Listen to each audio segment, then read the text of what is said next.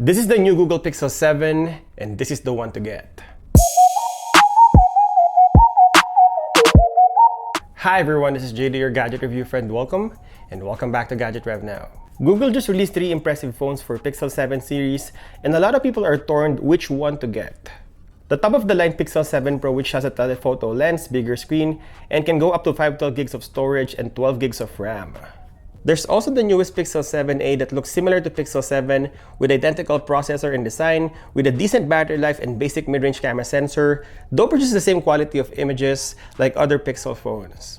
Or the middle child Pixel 7 that almost has all the features of the Pro version that resembles the mid-range Pixel 7a. So today we will answer the question, is this the best amongst the 3? Let's go to work.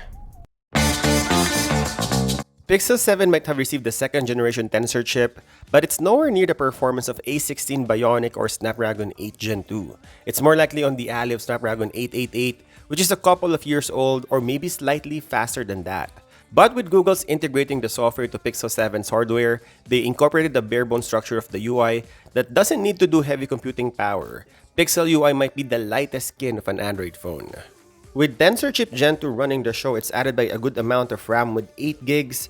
That's pretty sufficient for multitasking and opening of heavy apps. Of course, Pixel 7 Pro has 12 gigs RAM configuration, but you'll have to add more on top of the more expensive price of a Pro. I played several games on this phone, including one of the most prominent games, which is Mobile Legends, and this phone can play on high graphics. Again, anyone using this phone obviously might already consider the performance of Google Tensor chip. It will not perform similar to Ultra and Pro version, and even those high-end Android gaming phones. But day-to-day activity will be a breeze, especially if you're using the phone only for content consumption, social media, and even vlogging for your everyday life.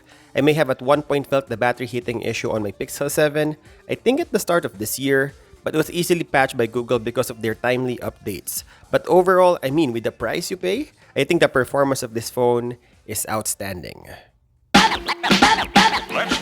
The cameras of this phone is pretty impressive. This could battle the most expensive smartphones in terms of camera performance. Sure, it would lose to some of the premium features of Galaxy S23 Ultra and iPhone 14 Pro, but with its value, half of those phones, it's really hard to justify paying too much for a flagship camera phone. The main selling point of Pixel 7 is the 50-megapixel main sensor that is Samsung's ISOCELL GN1. This first generation sensor is being used by flagship phones. We're already on the 3rd iteration, but still, combined with Google's computational photography, the image quality that this phone produces, I would say, is even better on some of the competitions. And I guess to argue a little bit more, this may have the best image quality on any smartphone. But that doesn't mean that Google forgot the video capability, as I believe video was the focus of this year's Pixel 7 series. Google just stepped up the game on the stabilization, colors, and focus. Also present on the video feature is the noise cancellation, which is called speech enhancement, and I can confidently vlog using this phone. Pixel 7 also has the long exposure feature, which is new to the Pixel 7 series, and this takes creative long exposure image using its software. I can say that the image coming from this phone is slightly better than Pixel 7a, so if there's a small gap in price difference with everything it offers from the build quality to the camera performance, you should go with the regular Pixel 7. The selfie camera also received the welcome feature on its video capability. Like the rear camera, all sensors can now shoot 4K video. If you want to vlog using any of the sensors, I would still stick with the rear camera because the video quality on the selfie is a little bit soft. But overall, I think you're paying premium for the camera on Pixel phones and then everything as its secondary features. This is the sample video of Pixel 7 using the rear camera 4K 30 FPS.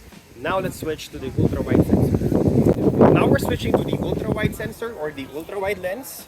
Still, this is 4K 30 FPS. Now let's switch to the selfie camera. Now we're shooting with the selfie camera. Again, all of the sensors or all of the cameras have 4K video recording. So this is perfect for vlogging. Consistency on all 3 sensors. Reappear, think I'm Saint Germain. And speaking of secondary feature, the screen of this phone is competitive but not overly on top. I like the boxy screen of Pixel 7, sizing up to 6.3-inch AMOLED screen with HDR10 support, 90Hz refresh rate, and 1400 nits of max brightness. This AMOLED screen is really vivid and has deep blacks, and I should say that the dark mode would also save a little bit of battery. Going outside on direct sunlight, we can see everything clearly on its max brightness. This will be a perfect alternative for iPhone or Samsung that can usually register close to 2000 nits of max brightness, and I believe with its great value, this panel could be the best screen Google could have given us.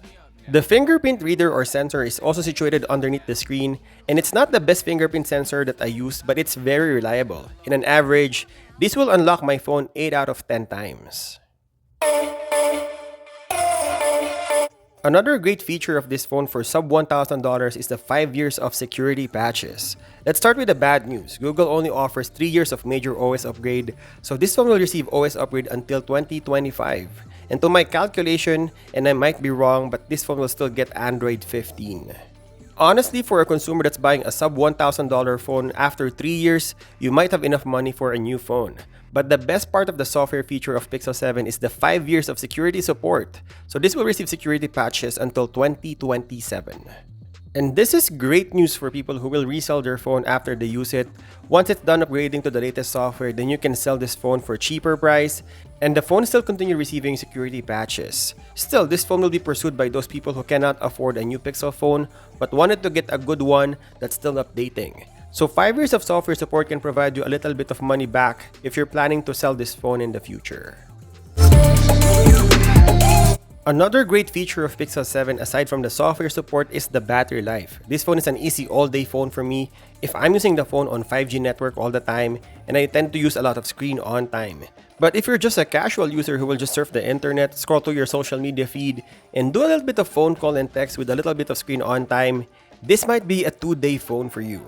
The nice thing about the phone is although it only packs 4300 mAh battery, because of the smaller and dimmer screen compared to Pixel 7 Pro, it will actually provide better battery life than the high-end Pro version.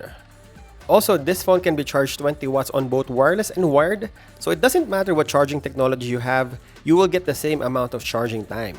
And lastly, this Google phone also have the reverse wireless charging, so just in case someone needed a charge and the wireless charging is available for them, you can share the battery of your Pixel 7. It's hard to dismiss the value of Pixel 7. I believe that the phone was priced just right.